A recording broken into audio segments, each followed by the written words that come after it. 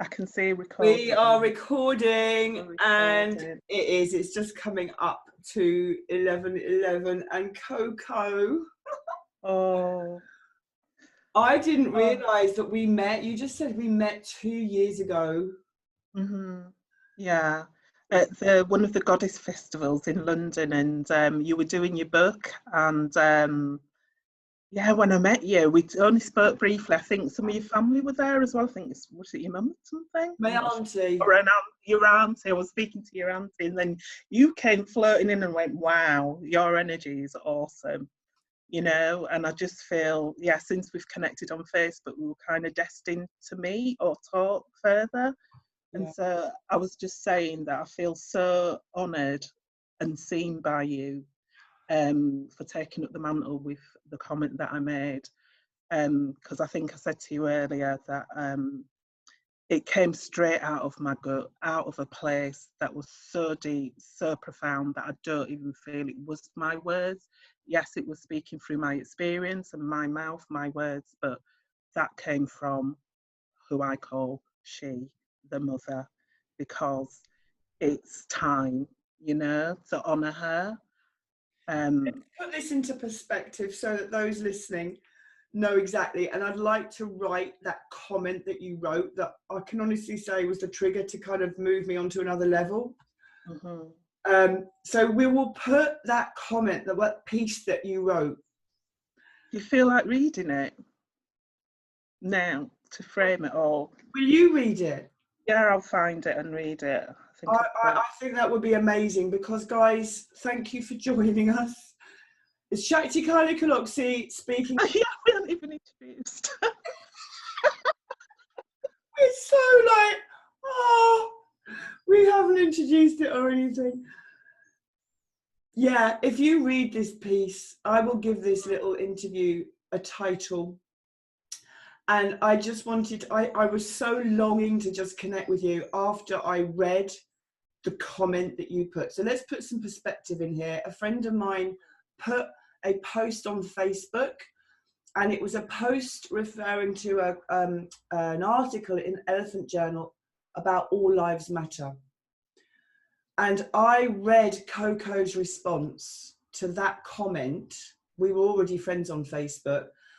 And I wept, and I wept, and I wept, and I wept some more.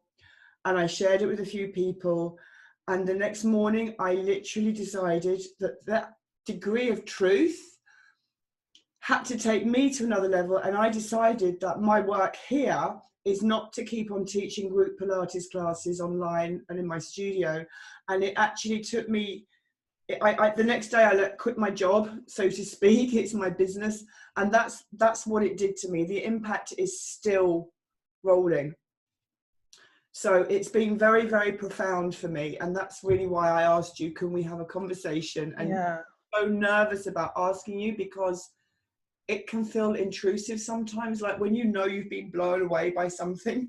And to hear your words and how you received that message was blew me away again. And I thought, this is it. We have to do, you know, we both know that we have to speak out about how this was for you. Yeah, absolutely. And I'd also like to speak to the momentum that it gave you, why it made you change, because I think that's an important key. But yeah, the comment was made, the article actually, I think the headline was, your protests are futile or something like that. The word wasn't futile, but that's how I took it. And then I read the comments underneath about all life matter and get over yourselves, let's move on. And I just exploded inside. And this is what I wrote. I get what the article is trying to say. Yes, there are many injustices that need facing in this world, but can we not for one effing minute hold the pain that has prevailed in the Black community for thousands of years? For any trauma to be transformed, it needs to be fully felt to heal. And I mean fully felt by all of us. Stop trying to skip to the next agenda before the many layers of injustice or justice have ever had a minute to fully exhale and out breath. We as a Black community have had to hold our breaths and swallow our voices for centuries just to feel safe in this world. It is suffocating to my Black body. The divine feminine is rising, and she has her own timing and order of revealing our collective misdemeanors. The dark goddesses are rising, and they are using their full feminine power to reveal to us the imbalances we have collectively agreed to and created. If they were all to be revealed at once, our collective nervous system would overload. Please let one energetic matrix come fully to its healing embrace, their holding, and in their holding space first. In the coming year, there will be another level and layer of injustice revealed that will begin to shake the dross from this world. And just as the Me Too movement needed its time to take hold, so does the injustice of Black Lives Matter. No one is was saying then that protests and marches were futile. No, women and men marched en masse. Give us breath. Give us breathing space to feel the injustice that has been placed on our skin through centuries and through our ancestral lines to be felt. And give yourselves breathing space to feel your own ancestors and your own ancestral's part in it too. And as uncomfortable as that may feel, we as a Black community cannot rush our healing, and neither can the white community. Thanks.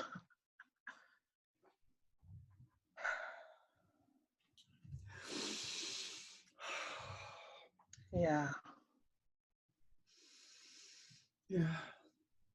Yeah. I know when I wrote that, it came straight from my heart, and I know it's been received through yours, and so many that have contacted me and said it touches them in a way that they cannot fully understand yet. And neither myself, this is like just taken on a life of itself. And but I felt it just really needed speaking to. I've been in the spiritual community for a long, long time, and that's kind of the community that I'm talking to, because I have so many beautiful friends and sisters who I call sisters, and I mean real sisters in that community. But I felt that some of them were being blind or needed to take off the rose-colored glasses and stop bypassing. And I also felt that the ones that have are standing by and out there promoting my work and other sisters, Black sisters' work, and just voicing how they feel and the grief that they're feeling themselves as well. That's arising, which is collective. And yeah, I'm holding space for all that. And I'm so, when I hear that you said you don't know how I was going to take it, I open my heart to everyone, because at the end of the day, my ethos is love and heart, and we're all learning in this, and I'm learning, and I'm having to step up. And if you knew where my life was like 6 months ago, it's like I've walked through the looking glass, I'm on the other side of the veil now, and I'm being pushed forward to speak up, and and this is what it's about. And you've had that same visceral response of, I need to change, I need to do something. I've had to let go. You have to let go of the voice in your head that says you're not worthy of this, you don't know enough, you're not good enough, and all of those voices. And people think that one day you just arrive and you're talking and you're saying it, and people don't realise, I think often, that we're actually stepping to our edge constantly. Like every day we're pushing the barrier, we're stepping forward and forward. And when we talk about stepping up, that has a new meaning for me now, and I just honour, our bravery and our courage to speak up, and you speaking up. The word white privilege just meant nothing to me. You know, if you'd spoken to me 2 weeks ago and said white privilege, I would not have been that woman. And what you said has just completely shattered, you know, all of that stuff that I had that I wasn't even aware of. It's so unconscious, you know. So what you've done is you've held that torch, and you've allowed us to step through to another level, you know. It's too big for words, and I'm kind of just speechless. I just want to sit here and take you in and hear you speak. Yeah, but you saying the thing, which is it's a new level of awareness and consciousness that we're stepping into. And I've had to do that myself, you know.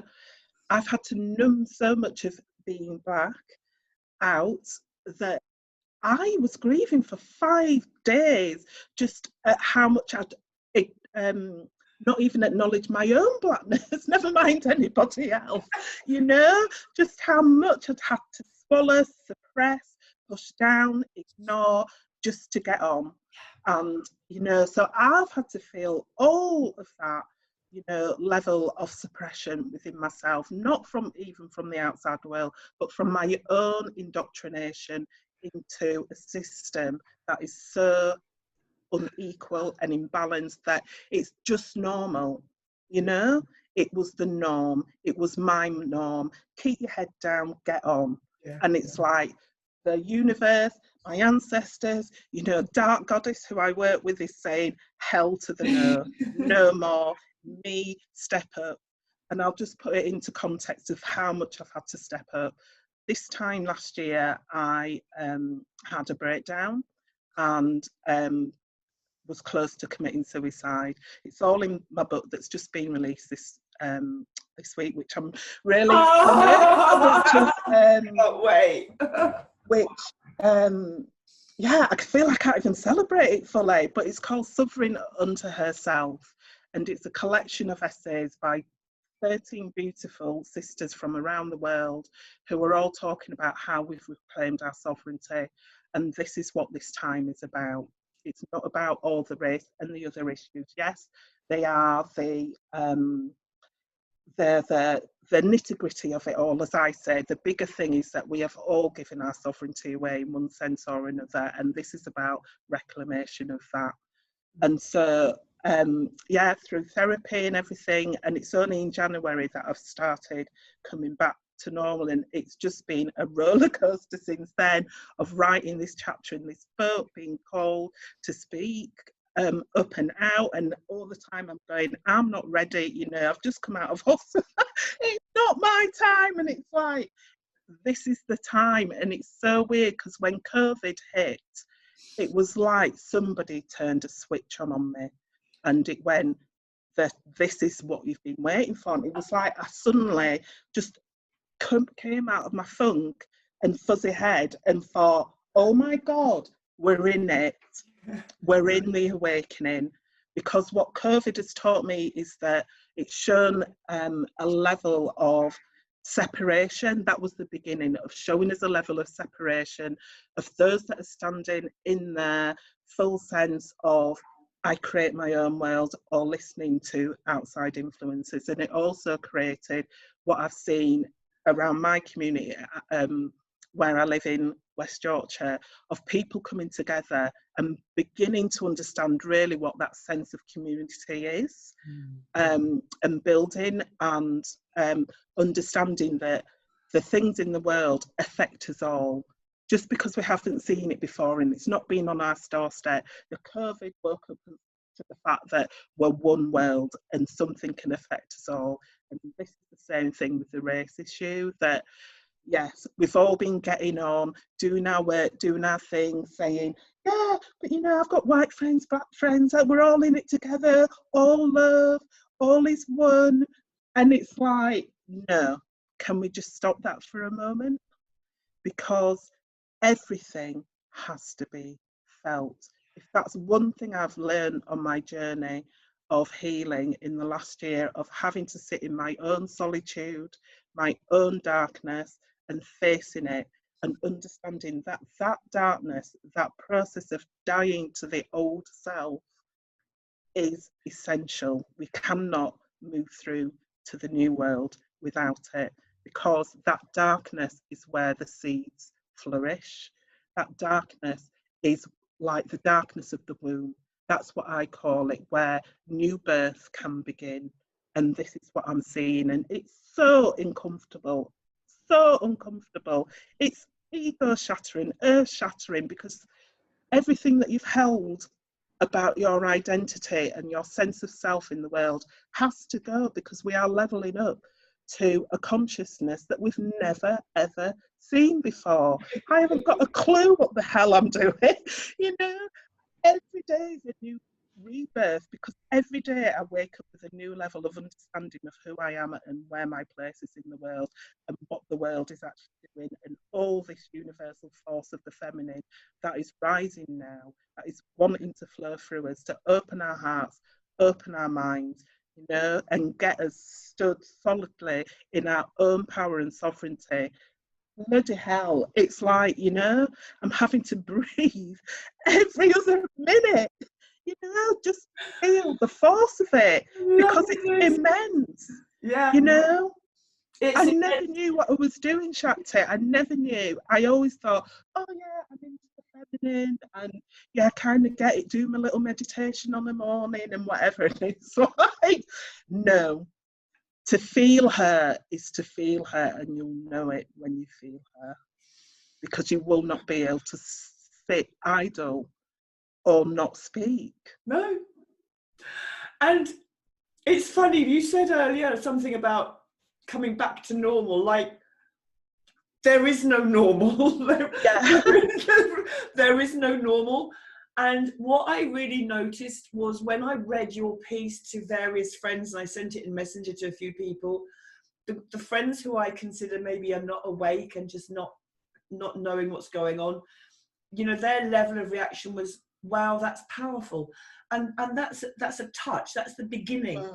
And you know, I took it like it just like went boom into my whole being, you know, and every level is okay. And what I'm hearing from you is like, if we just consider that there is no such thing as past and future, like all timelines are just playing out at once.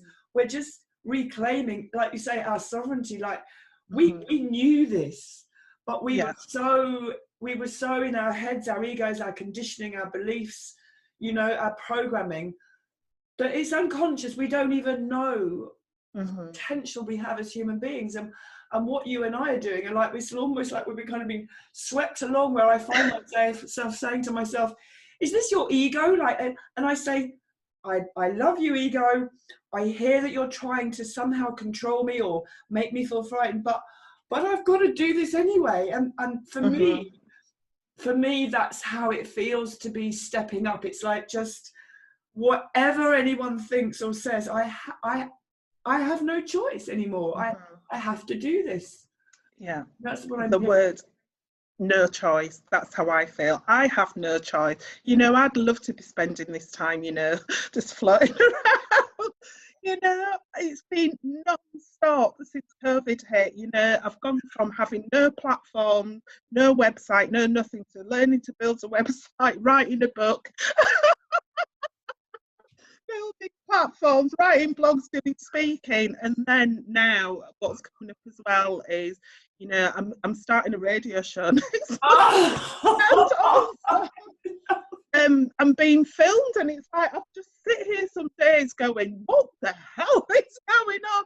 I've been pushed on this thing of, you know, once the feminine gets you and you really feel it in your soul, in your depths, as this seed that has always been there, it's like, oh my God, I'm surrendering to this. I have no idea. I am no longer in control.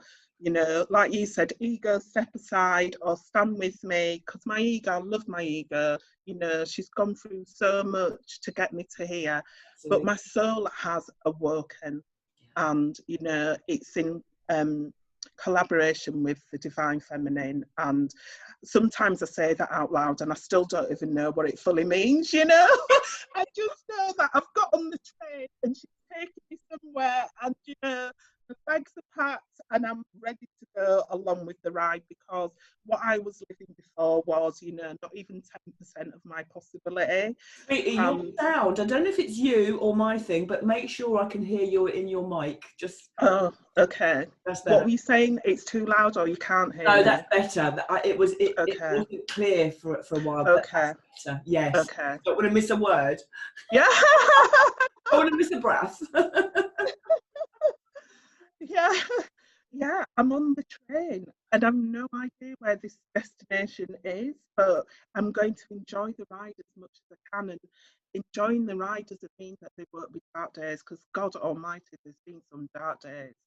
It just means that I'm ready and willing to embrace it all, whatever shadows are going to be revealed, whatever is asked of me, I know it wouldn't have been asked of me if I wasn't up to the challenge. And, I've really had to sit with my own sense of, why was I born at this time? Why was I born as a woman? And why was I born as a Black woman? That has to have some meaning, and purpose. It's not just a coincidence, you know. So I've really had to sit and say, is this part of my path to speak to these things? And it may not be my own path, but right now it's what I'm speaking to, because it's in my face and it's in everybody's face, and the process of trauma healing, because this is a trauma, Oh my this God, is is this a deep trauma? trauma. And this is what we're looking at. And we all know now the science to prove epigenetically, it's passed down through the lineage, through us, through our bodies to our children, And I don't want, when my children have children, to be facing the same bullshit. Sorry, because that's what it is. It's shit. But you know what we can do with shit? We can use it to grow fucking beautiful flowers. So we need to look at it and we need to transform it into something that's usable, which is why I don't get angry about it. I rage, yes, but my rage is sacred, because I am feeling eons of trauma, not just from this lifetime and abuse that I've faced, but through my ancestors that I'm now connecting to, and feeling them cheering me on, and understanding that I was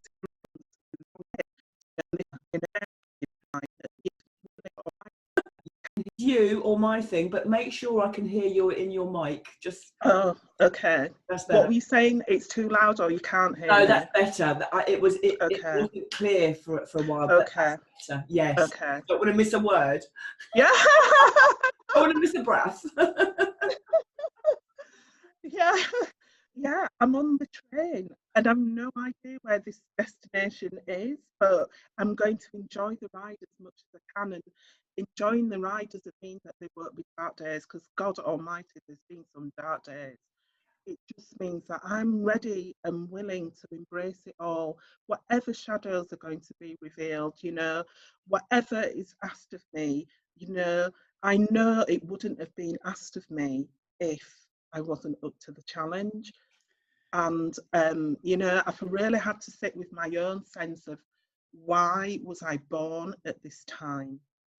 Why was I born as a woman? And why was I born as a Black woman? That has to have some meaning, and purpose. It's not just a coincidence, you know. So I've really had to sit and say, is this part of my path to speak to these things? And it may not be my own path, but right now it's what I'm speaking to, because it's in my face and it's in everybody's face, and the process of trauma healing, because this is a trauma, Oh my this God, is is this a deep trauma? trauma. And this is what we're looking at. And we all know now the science to prove epigenetically, it's passed down through the lineage, through us, through our bodies to our children, And I don't want, when my children have children, to be facing the same bullshit. Sorry, because that's what it is. It's shit. But you know what we can do with shit? We can use it to grow fucking beautiful flowers. So we need to look at it and we need to transform it into something that's usable, which is Yeah. why I don't get angry about it. I rage, yes, but my rage is sacred because I am feeling eons of trauma, not just from this lifetime and abuse that I've faced, but through my ancestors that I'm now connecting to, and feeling them cheering me on, and understanding that I was in my mother's, grandmother's womb, you know. I carry her with me through my body. So how can I not be feeling all this? And how can you not be feeling your ancestors' part to play in this systematic, you know, um, over matrix that's been put on us around inequality, and one race being better than the other, and other races being ignored or looked over. It affects every single one of us. Absolutely. And Oh, it's interesting, I've had the most amazing response. I don't know if you saw it yet, Coco, but last night I read your piece on a live Facebook status last night. I couldn't contain it yeah. because I did a heart circle, and I was so in this energy of community and connection. And I went to do a live, and I suddenly thought, hang on, while I'm waiting for people to come on, I'm going to tell them I'm interviewing you tomorrow. Obviously, this isn't live. And it just felt called, because what your piece that you wrote said to me, or gave me permission to feel, was a sense of connection and community on a level I've never felt before. Like, it took me to that level. And I've had a lovely heartfelt comment from a guy called Adam on the wall, and he has given me his story of his upbringing, living on the ghetto. I think he has some Jewish, I think he might have a little bit of black, and it sounds like he's got everything in him. And it was a absolutely gut-wrenching, heartwarming, beautifully spoken. I felt my heart opened for him, and I felt his grief. But this story, this awakening that's happening around this subject that you're speaking of, as you said, needs time to be felt. Like, we know everything else is going on. We know a lot more needs healing. You said there's going to be another something coming up for healing. But right now, this is the time for this skin color healing to be felt and to be witnessed and to be. So it's not diminishing. My nephew is gay and dating a black guy, and he, the black partner, spoke up on Instagram in the way that he felt, and he was speaking up. Everyone in their own way now has permission at last, whatever their level of awareness, whatever their level of articulation, people are speaking up. And this is the time, this is this container, as you say, right now, for this. Yes.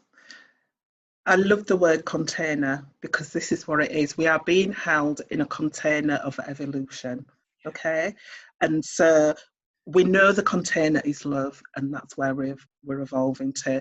And we are evolving to, all lives matter. But in the container at the minute is Black Lives Matter.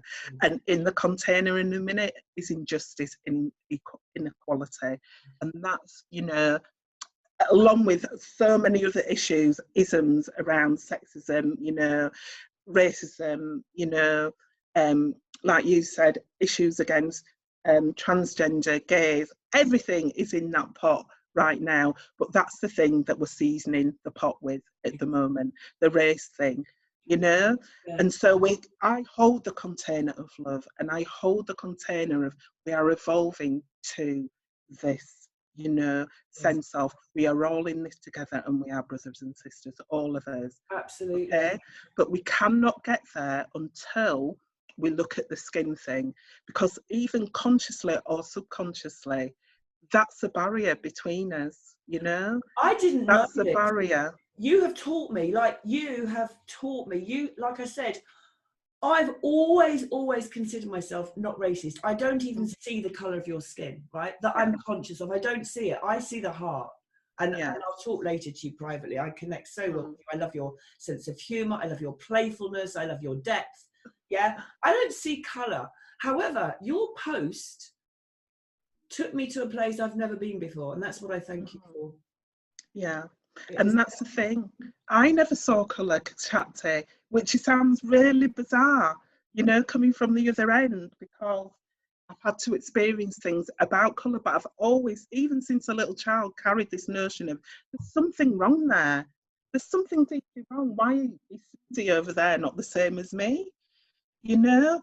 And always in my heart I've carried it that on some level we will reach a place where colour doesn't matter, but we're not there yet as a collective. And you know, I've had to, you know, when my kids first went to school and came home crying because somebody pointed out to them that they were a different colour, mixed race, you know, why are you lighting? And that's the first time that they comprehended that they were a different colour, and so many things. But I don't want to speak to that. I want to just speak to the fact that what you've just said, we all know up above there is no colour, you know, but down below, what we've created in the roots that need to take hold is the fact that the system that we are living in now means that my life has been very different to your life, and not because of, you know, finances or whatever, just because of the colour of my skin. And this is what we need to feel, so that that can be transmuted into, yes, we are all the same. But until we feel that, it's like, you know, you can't sweep things under the carpet. We're going to trip over them. You cannot, you know, the carpet's full. We're walking over it.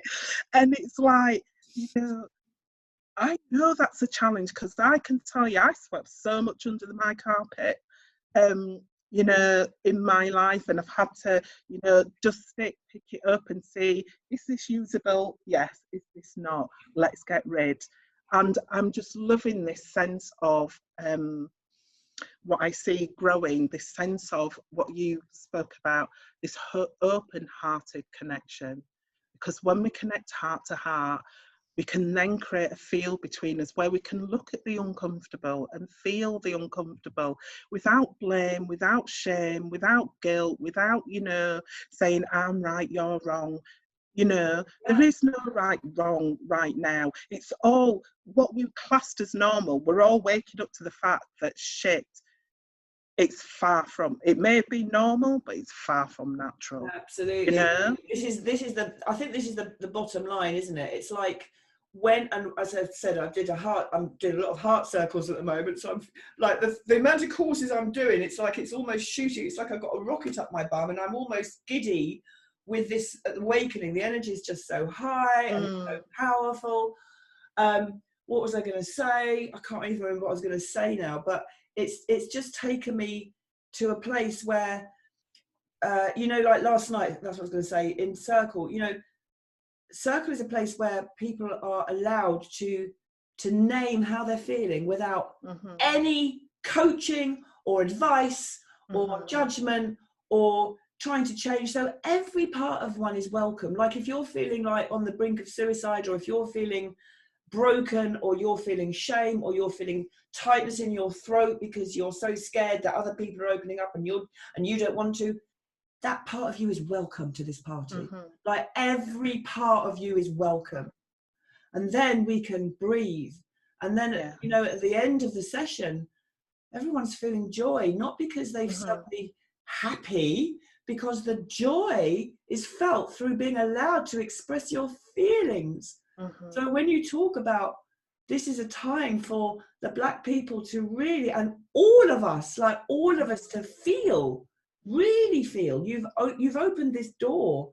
You've opened this door, and it's like the floods are coming in. And I don't know about you, Coco, but I'm feeling everywhere I go, every conversation I have, hearts are opening up, like more and more and more. Like the floodgates are opening to whatever level or degree people are at in their awakening.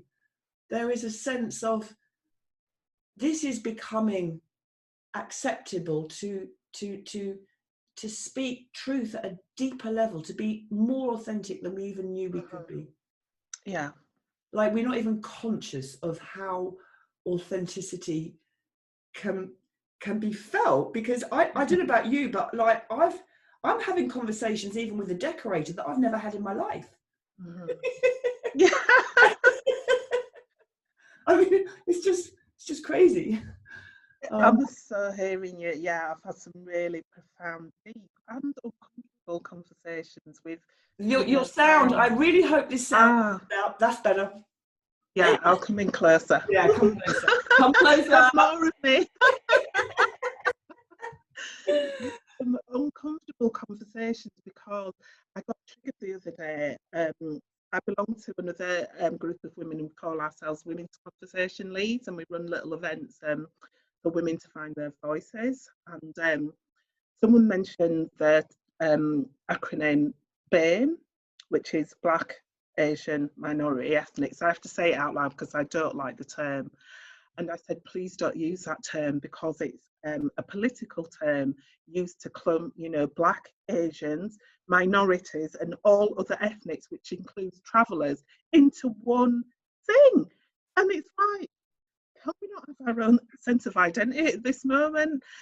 And at first she couldn't understand why I was like opposed to it at the moment. And then, we spoke the next day and had, this feel between us that was created was just so authentic and so from the heart and so from the soul. And it was almost like a clarification of what my mission is, to kind of bring this sense of authenticity through. Because my biggest thing why I almost committed suicide last year was because I've had a really difficult path with the masculine in my life. My father was an abuser, and you can read that in the book. And it took me a long time to own my own masculine. And when I did, it was practically suicidal. And because it didn't know how to feel. It didn't know how to express those deep, dark emotions. And I see that every day on the planet, in the masculine, in women and men. Suicide rates going up because we don't know how to feel at that depth and express it without thinking we're going to be shamed or shut down again.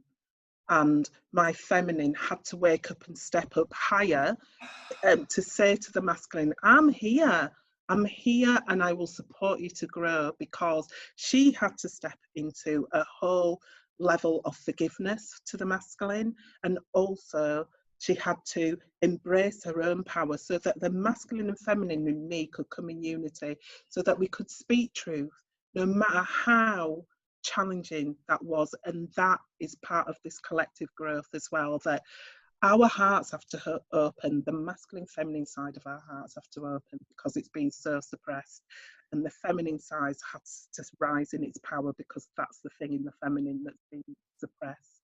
And I'm going to have to replay this, because your words are so powerful on my system that I need to listen to 5 words at a time and take an inhale. Okay. And then play another 5 words, because this is so powerful.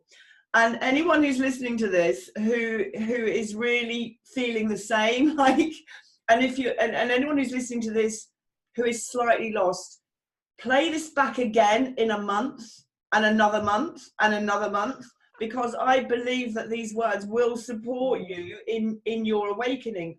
I'm noticing, even listening to, I don't know if you're a fan of Matt Kahn, Coco. I used to listen to Matt, but I haven't in a while. He's not in a while. But I'm noticing, I'm listening to old recordings, and their meaning is different and more. And I just say that to anyone else, because what you just said, my system, like, I just needed time to almost grieve, and the rebirth, and the, it's like oh, I can literally feel my womb going like, oh God, Imagine how I feel. This is on a daily, since this feminine energy is connected to me, it's like, feel this. I can't wait to be one day in a circle with you, running a circle with you, a retreat. I can't wait to be in the woods with you and just let this this feminine just so powerful, and I contain mine so much as well, you know. Yeah. Yeah, but I'm going to just breathe that in for a moment because,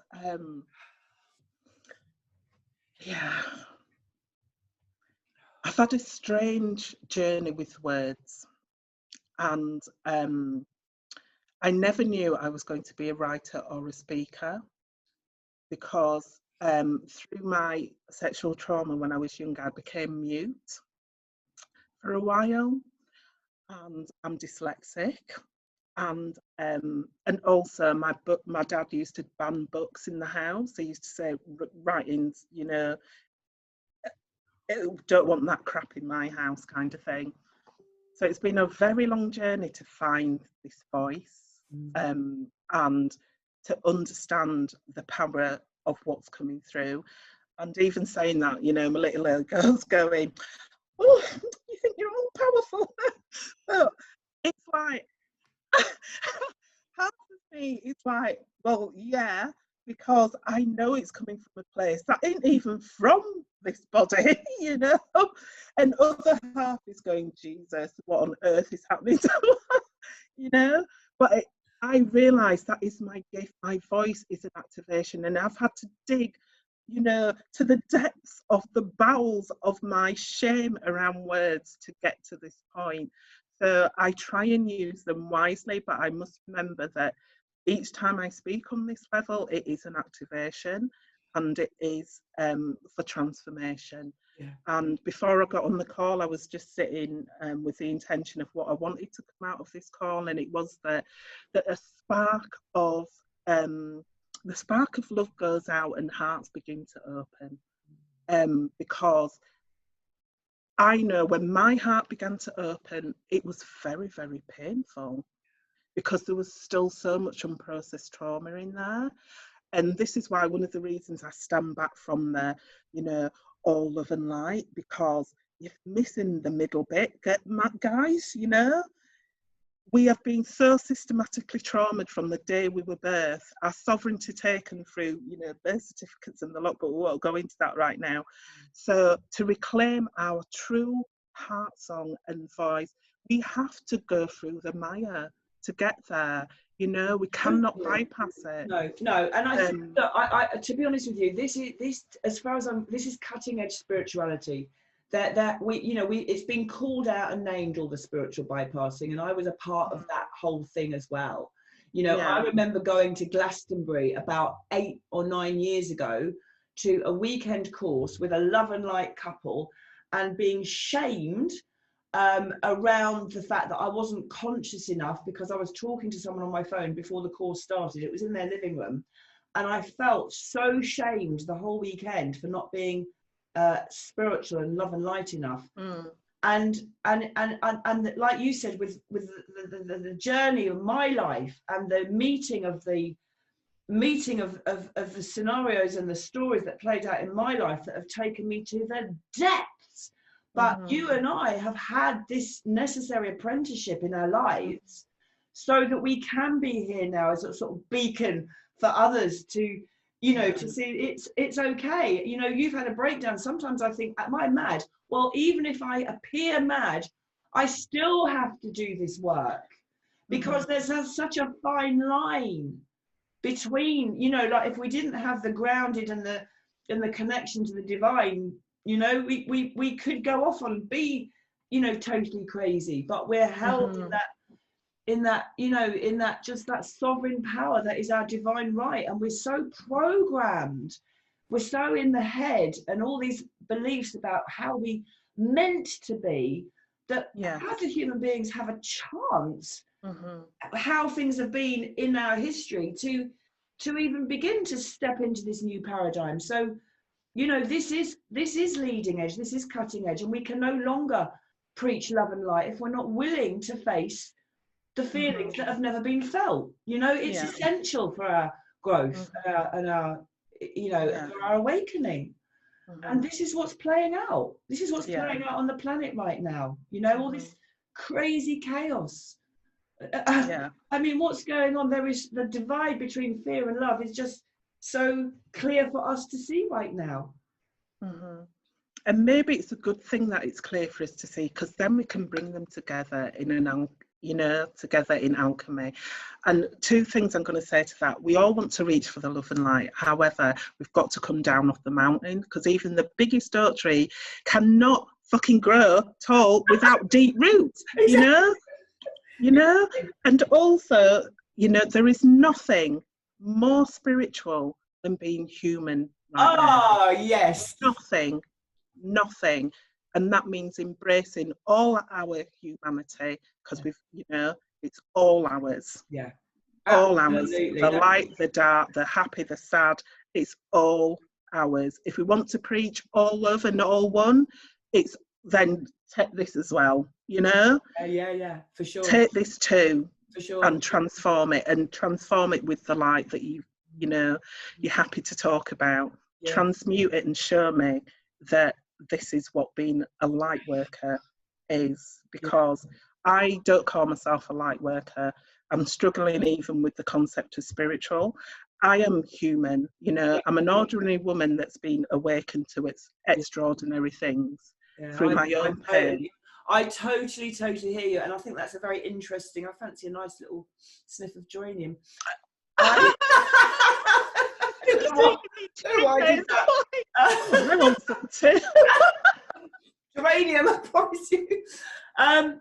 I totally agree, and it's interesting, isn't it? And it's interesting what I mean, you and I could talk for hours, and we must do this again.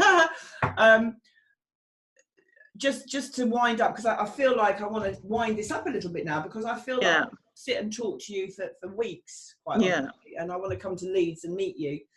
Well, my daughter lives in London, and I'm coming down soon. So I'm in London.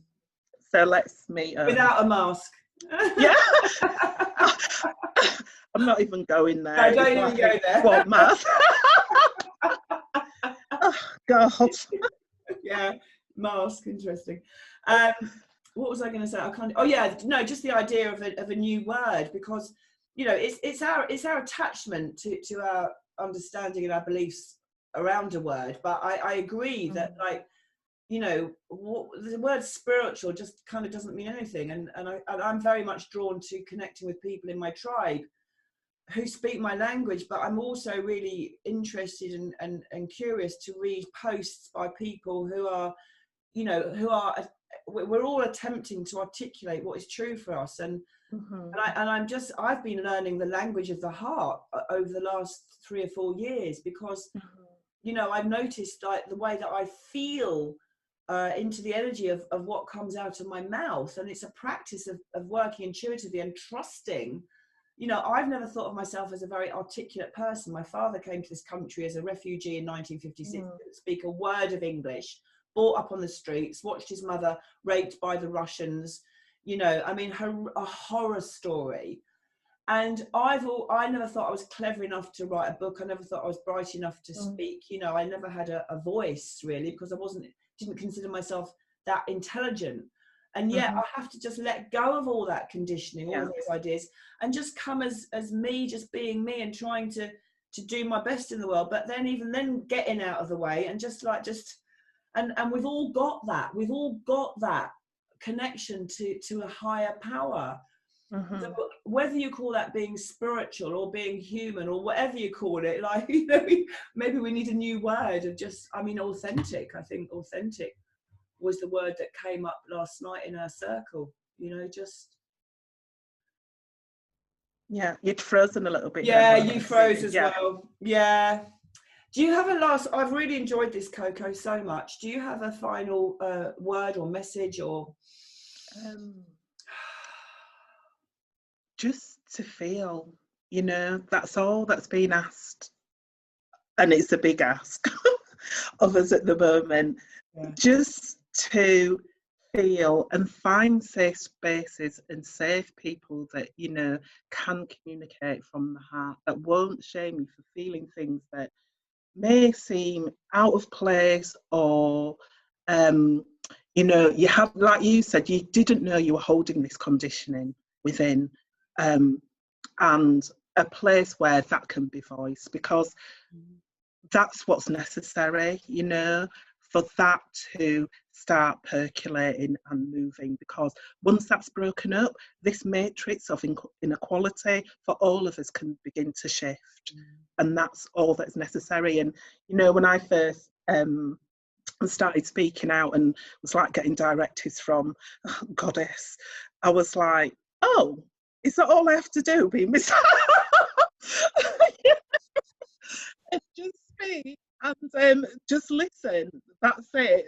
You know, it's so simple, but on another level, it's so hard because we've been so conditioned not to really listen to emotion, because one, it can feel uncomfortable and trigger things in ourselves, and two, it's just the nature of our human existence at the moment, which is, you know, we all strive, we get on, we don't feel things, we push through, and it's like, no, COVID, if it's taught me anything, has given us space to begin to feel. So let's embrace that space of time to feel, listen, and heal.